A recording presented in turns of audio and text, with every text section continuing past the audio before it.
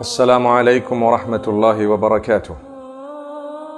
We praise Allah subhanahu wa ta'ala, send blessings and salutations upon Muhammad sallallahu alayhi wasallam. We ask Allah to bless every single one of us and grant us goodness. Beloved youth, the first piece of advice I have for you is the advice that Allah subhanahu wa ta'ala has delivered to us all, and that is taqwa. If we are to be conscious of Allah, conscious of our duty unto Allah, the do's and don'ts, and we ourselves strive to abstain from prohibition and to fulfill the instruction of Allah subhanahu wa ta'ala, it becomes much easier for us to deliver the message with a lot of passion. Whereas if we ourselves are not too regular with our prayers or not too fulfilling of the duties that Allah has placed on our shoulders, it becomes more difficult for us to convey that message in a convincing manner. Secondly, respect yourself, respect everyone around you, respect the fact that you are a Muslim, and understand that those who are around you are always in search of goodness, and the human mind is extremely inquisitive.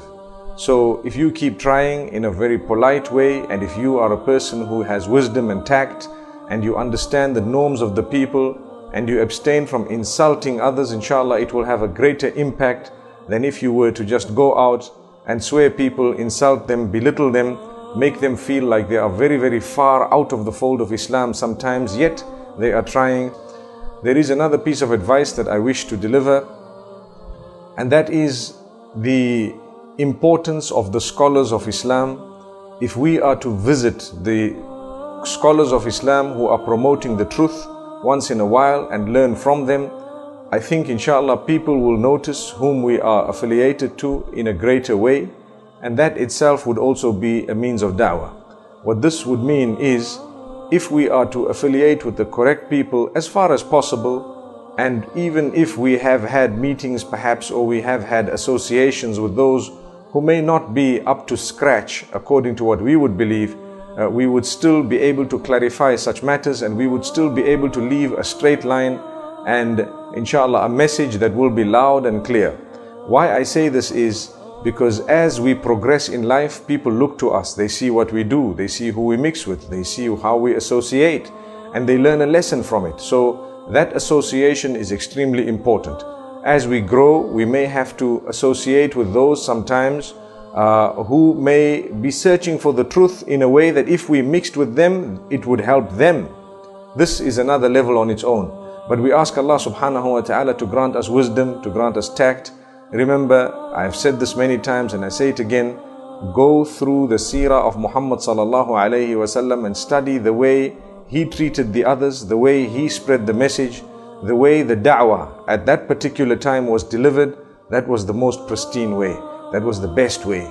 If we are to follow his system and his style and understand what he did, by the will of Allah, we will become better people. The last piece I leave you with is always improve yourself. Don't ever think for a moment, I know everything. Don't be a person who cannot accept correction or who cannot accept some form of rectification. It's important for us to know we will be corrected. We will have to correct ourselves no matter what level you are on. We will learn new things. We must be on the lookout. We must be searching, hunting, and making an effort to learn more and to learn new things, to increase our knowledge. And this is why we always say, O you who has bestowed Ibrahim with knowledge, bestow me with knowledge. O you who has bestowed Sulaiman with the understanding, bestow me with understanding as well. And may Allah help us to convey it in a way that Muhammad sallallahu alayhi wasallam has conveyed it. Humbleness and humility is paramount. We ask Allah to bless us all. Jazakumullahu khaira. Wassalamu alaikum wa rahmatullahi wa barakatuh.